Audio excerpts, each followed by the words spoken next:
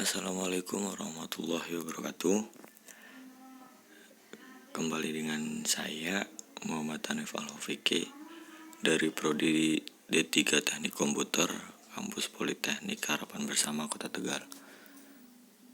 Di sini saya akan menjelaskan tentang beberapa rangkuman materi yang berkaitan dengan etika profesi. Di dalamnya ada pengertian profesionalisme, terus contoh penerapan etika dan moral dalam kehidupan sehari-hari, kemudian pengertian dan contoh DOS, defacing, SQL injection, dan carding. Yang pertama ada pengertian profesionalisme. Profesionalisme adalah suatu mutu, kualitas, dan tindak tanduk yang merupakan ciri suatu profesi atau orang yang profesional. Kemudian ada contoh penerapan etika dan moral dalam kehidupan sehari-hari. 1. Berkata jujur. 2. Bersikap dewasa dalam menghadapi masalah. Yang ketiga, ramah dalam berkomunikasi. Yang keempat, menggunakan panggilan atau sebutan orang dengan baik. Yang kelima, menggunakan pesan bahasa yang efektif dan efisien. Yang keenam, tidak mudah emosi atau emosional. Yang ketujuh, berinisiatif sebagai pembuka dialog. Yang kedelapan, berbahasa yang baik, ramah, dan sopan. Yang kesembilan, menggunakan pakaian yang sesuai dengan norma kesopanan. Dan yang ke-10, bertingkah laku yang baik. Pengertian dan contoh DOS, defacing, SQL injection, dan carding. Yang pertama ada DOS atau denial of service.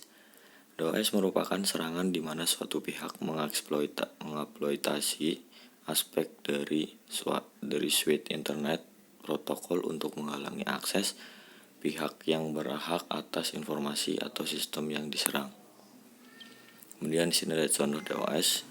Yang pertama ada LAN, yang kedua ada Leteira, yang ketiga ping Odet, yang keempat ada ping broadcast atau smurfing.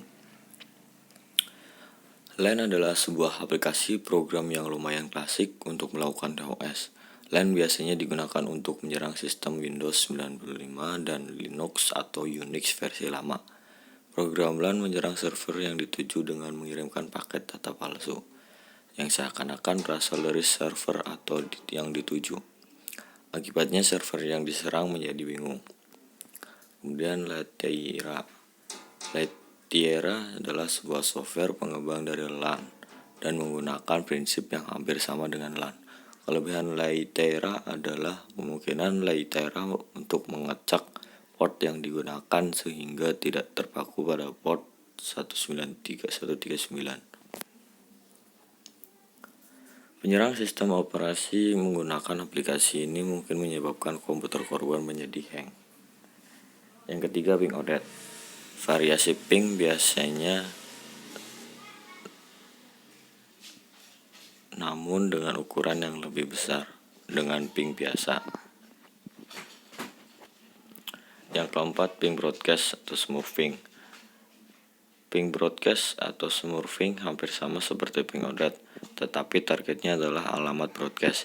Jika di alamat sasaran terdapat banyak komputer, maka jaringan akan melambat karena lalu lintas data menjadi padat.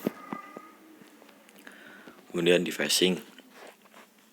Defacing adalah teknik mengganti atau menyisipkan file pada server.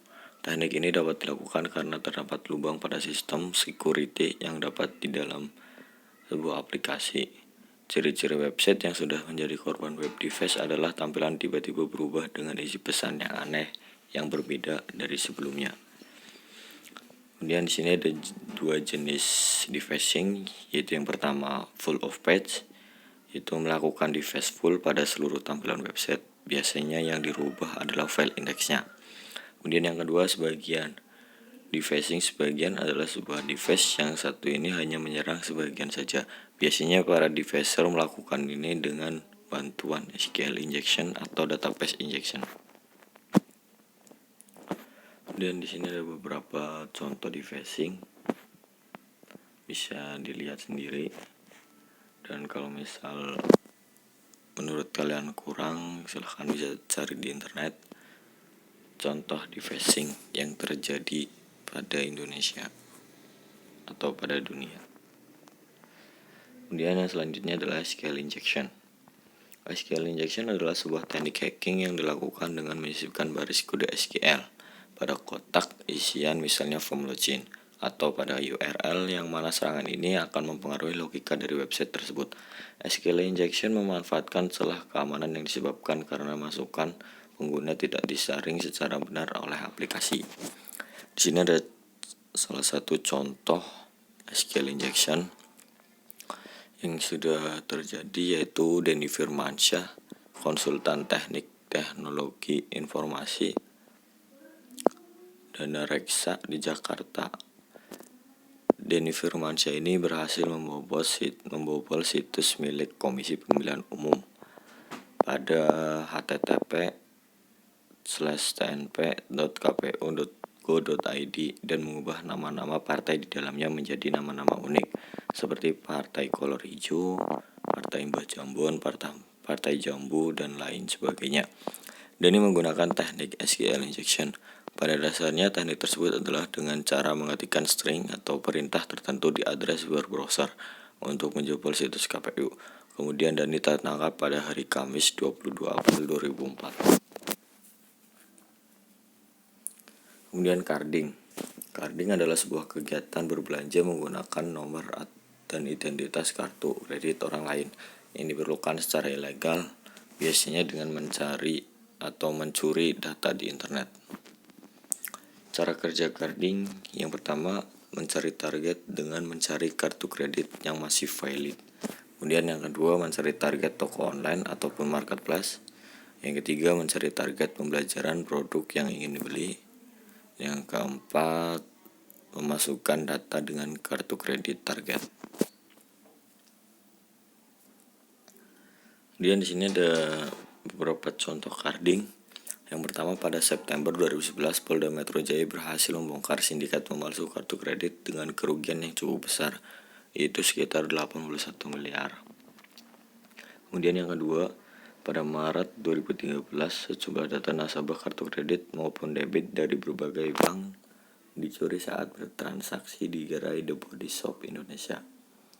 Kemudian yang ketiga, pada April 2010, Aparat Satuan Fiskal Moneter dan Devisa atau Fismondev Distreskrimsus Polda Metro Jaya menangkap kawanan pemalsu kartu kredit.